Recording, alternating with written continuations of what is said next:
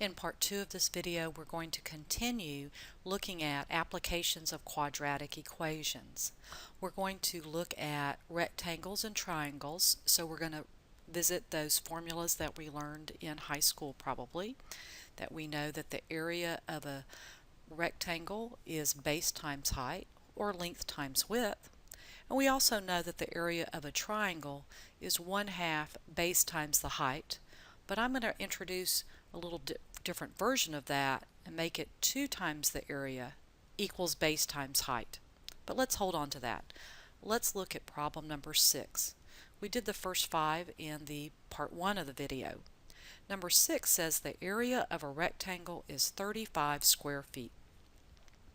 The length is 1 foot less than twice the width. What are the dimensions? Well, anytime you have a sentence that's comparing two things, like the length and the width, whatever's mentioned last in the sentence, it's the easiest if you let that equal to x. So I still need to define my variable, and I'm going to do that by drawing a picture. So that's going to be my width. So this other side is going to be my length, and it says the length is 1 foot less than twice the width. Well, if the width is x, twice that is 2x, and 1 foot less than is you want to subtract 1. Less than, you want to subtract at the end. Right? Go back to the area was 35 square feet. So how do you get to the area? You want to multiply that length and width. So I want to multiply these two things. So x times 2x minus 1 equals 35. I'm going to multiply that out. I'm going to bring the 35 over because it's a quadratic and set it equal to 0. Now at this point, if you can factor it, I think that would be the easiest route. But this one you cannot factor, and there's going to be some on your classwork that you cannot factor. So I'm going to use that quadratic formula. So I'm going to identify A, B, and C. Remember A, B, C. And let's write it down. X equals the opposite of B plus or minus B squared. When you square a negative, we have positive, minus 4AC, all divided by 2A. Now I see two negatives here, so that tells me I'm going to add underneath that radical sign. So I have 1 plus, that's 70 times 4 is 280 divided by 4. So I have x equals 1 plus or minus the square root of 281 over 4. Now I'm going to finally ask you to get out your calculators. We're going to get a decimal approximation. Now before I punch anything on my calculator, I want you to notice that that's a plus or minus. So I have x equals 1 plus the square root of 281 over 4, and x equals 1 minus the square root of 281 over 4. And I'm going to do that one at a time on the calculator. So let's do the first one. We have 1 plus the square root of 281, and I'm going to punch enter because at that point if you just punch divide by 4, you're going to get it wrong. So I'm just going to now divide by 4, and the calculator takes the previous answer and divides it by 4, and I get approximately 4.44. Now let's do the other one. We have 1 minus the square root of 281, and notice that that's a negative 15 divided by 4 is going to be negative. And can a width be negative? No, it cannot. So we're going to throw that out and say it cannot be negative. So x is 4.44, but it also says find the dimension. So that's x. I need 2x minus 1. So 2x minus 1. So I'm going to take 4.44, multiply that by 2, which is 8.88, and subtract 1. So those would be the dimensions of my rectangle, approximately. Again, if you could factor it, I think it would be a lot easier. Alright, let's look at problem 7. Talks about a triangle. We have the height and the base, and we're asked to find those two things, knowing the area is 5 square inches. So you probably learned that the area of a triangle is 1/2 base times height. And that's okay, but I know a lot of you don't like those fractions. So you can get rid of those fractions by multiplying both sides by 2 and writing this formula as 2a equals base times height. And that's the formula I'm going to use. And if you do that, you just need to be careful and not lose that 2 with the a.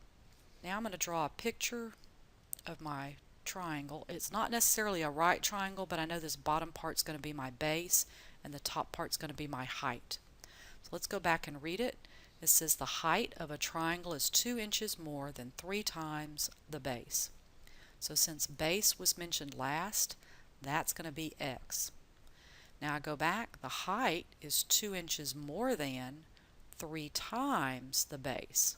So 3 times x, and then 2 inches more, which means we're going to add 2.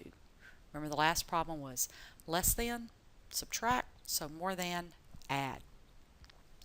And it says the area is 5 square inches. Alright, so using this formula, it says 2 times the area equals base times the height.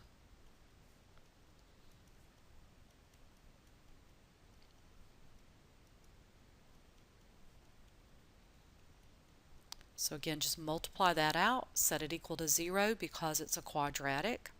I look at that and see if I could factor it. I don't think so. So again, I'm going to use that quadratic formula, the opposite of b, so that's going to make it negative. But when you square it, it's still positive. So b squared minus 4ac all over 2a. I see 2 negatives in there, so that means I'm going to add underneath that radical. So let's see, 4 times 3 is 12, times 10 is 120 over 6. Now usually if we weren't using a calculator, you would have to simplify that 124, break it apart. But since we're going to use the calculator, it's actually easier if you don't simplify it. So again, we're going to have 2 answers. We have x equals negative 2 plus the square root of 124 over 6, and x equals negative 2 minus. Now what's going to happen here? You're going to have a negative 2 and you're going to subtract something even bigger. So that whole thing's going to be negative divided by positive is negative. So that is not going to be an acceptable answer for our base. So let's go to the calculator and punch this in. When I punch in negative 2, I have to use that symbol, so negative 2 plus the square root, which means I have to do my second button because my square root symbol is above my key, 124. And I'm going to punch equals because again, if I divide by 6, that's going to be too soon. It's not going to be the right answer. Now divide by 6. So I get about 1.52. That's x. Now I need 3x plus 2. So I need to take 1.52 and multiply that by 3. So I'm going to use my calculator. So 3 times 1.52, and then I'm going to say plus 2. So I get about 6.56. So I have my base and my height. So my base again is about 1.52 and my height is about 6.56.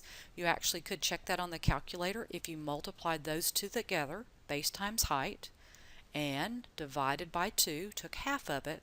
It should be really close to 5. Remember, it's not going to be exactly 5 because we did round in the decimals.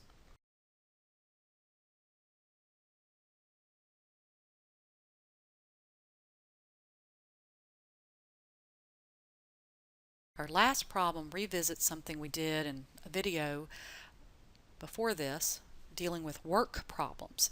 We basically have this formula, 1 over time alone plus 1 over time alone equals 1 over time together. Now that could be people or machines working together. In problem number 8, we have 2 pipes. One pipe can fill a reservoir 2 hours faster than another pipe can.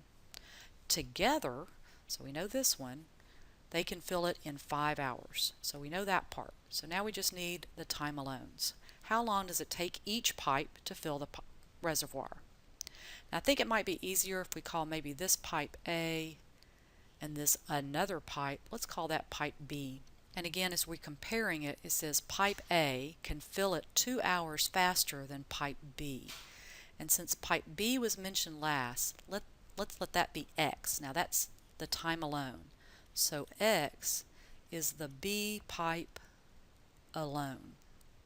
Now pipe A, it says 2 hours faster. Now a lot of students get confused with that and they want to add 2, but let's just stick in some numbers. What if pipe B could do the job in 10 hours?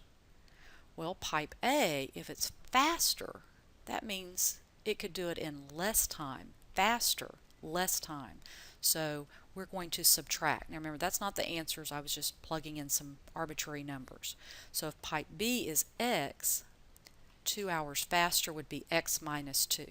So now we have those time alones. So we have 1 over X plus 1 over X minus 2 equals the 1 over time together is 5. Now we have a rational equation. So in order to solve that, I need to multiply by the LCD, which remember is 1 of everything. So I'm going to multiply every term by my LCD so I can reduce and get rid of the fractions. So don't lose that 5. Here the x minus 2's cancel out and we have 5x. And here just the 5's, but don't lose that x.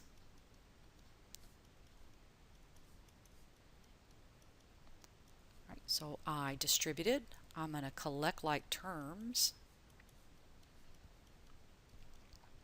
Now I have to set it equal to 0, so I'm going to subtract 10x from both sides.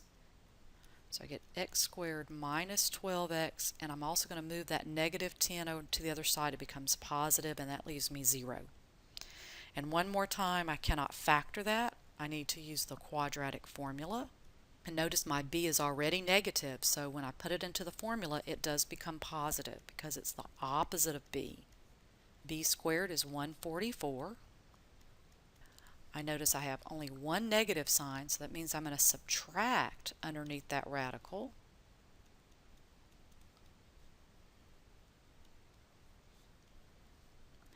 And now I'm going to use my calculator.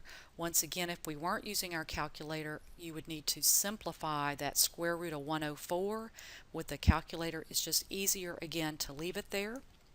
And we're going to have two answers. Remember, we have 12 plus the square root of 1 over 4 over 2, and x equals 12 minus, right? And remember, we need x represents, I believe, pipe B. So let's see what happens when we punch those into the calculator. So I'm going to have 12 plus square root of 104, enters or equals, and divide by 2. So this pipe is about, let's call that 11.1. Now let's do the other one. It might not be negative. Let's see, we have 12 minus the square root of 104 and then divide by 2. Now that's positive and it's about 0.9. Now that was pipe B, but pipe A up here says x minus 2. So if this is x, then x minus 2 is going to be, so 11 minus 2 is about 9.1 hours. Right? So we have pipe A and pipe B. Now, if pipe B is 0.9, x minus 2, that's 0.9 minus 2, and that is negative. So even 0.9 was positive, we still can't use it because we end up with a negative answer for pipe A. So the only two acceptable answers are 11.1 approximate hours and 9.1 for pipe A.